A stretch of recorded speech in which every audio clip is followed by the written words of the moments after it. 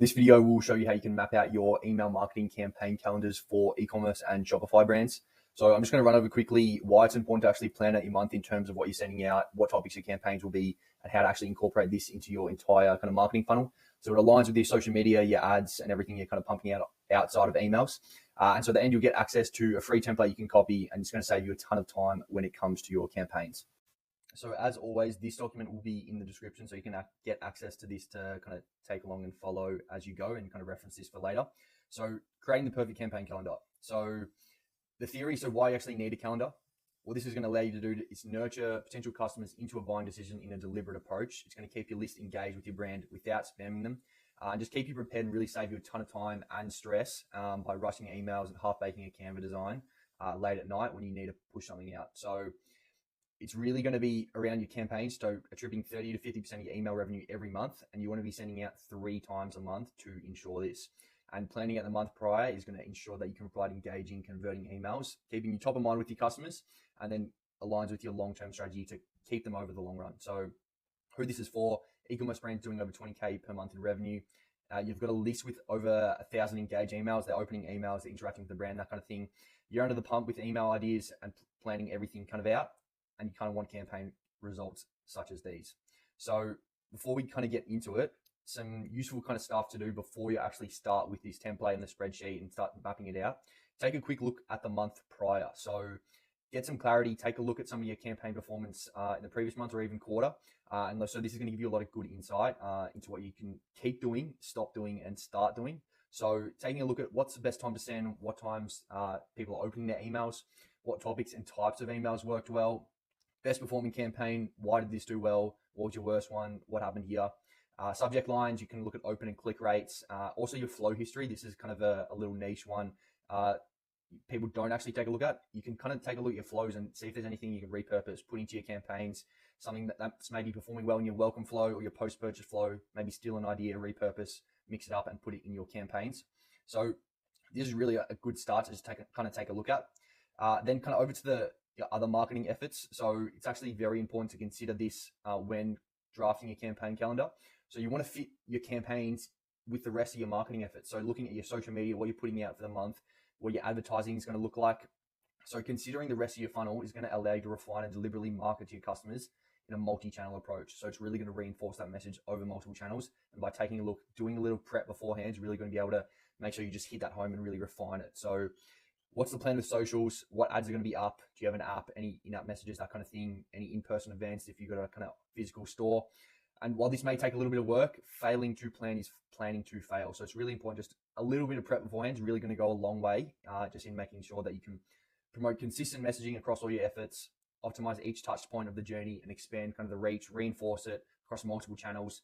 Also allow you to repurpose stuff. So it's going to save you time in the long run. And it just drives traffic across the channels down the funnel to get that sale and conversions. So into the source here. So step 1 is just going to list out and organize what your key retail dates are. So you're doing it in Feb, you've got Valentine's Day.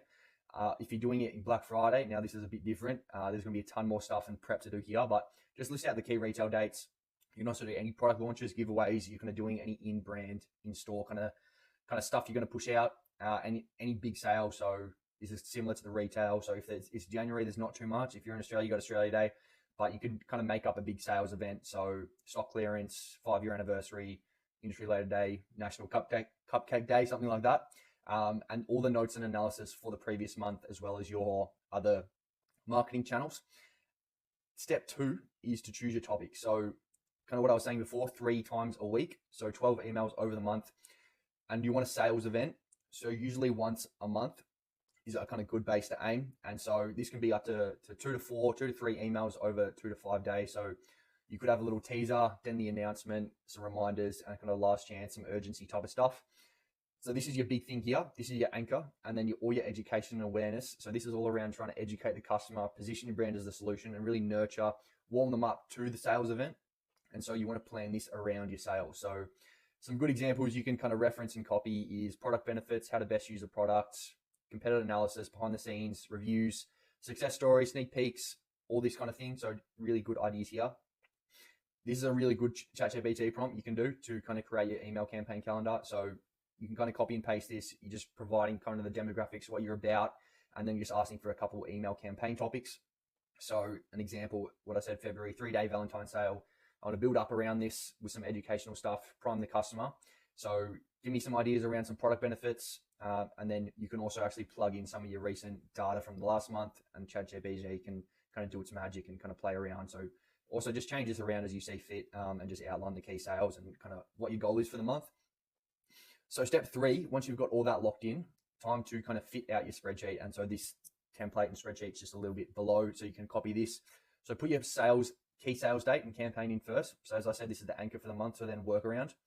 Insert the 2 to 3 campaigns around the sales event, and then you can load in the education-based emails around that sales date. And also a good kind of little tip is after your sales. So customers, obviously, hopefully, it's a big sales. You get a lot of kind of revenue, customers purchasing. Little tip to put this after your sales is how to best use our product, customer success story. It's going to remove a bit of buyer's remorse and get your customers excited for the order. Some stuff like that goes really well. And so in the spreadsheet, so you've got the offer, subject line, preview line, type of email, list to send to, copy status. The more detail, the easier it is to create. So you can always change things around as stuff comes up, as things change. So this is the template here, which you can kind of reference and copy. Really easy. So you got all the kind of columns here. You can select if it's a sales or kind of educational one. Also got which list you want to send this out to. And so you can tick off your copy and your design status. And then a little cool feature is once you've done this, it kind of blocks it out. So just kind of easy to keep track of. And you can add in your notes if there's anything to kind of reference. Maybe this cross references with a social media post or a giveaway type of thing. But that's just a really simple calendar you can kind of reference there.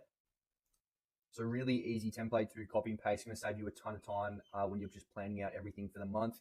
You can play around with this and fit it into your social media, kind of add some stuff in, some key dates, what you're posting, any ads that are going out.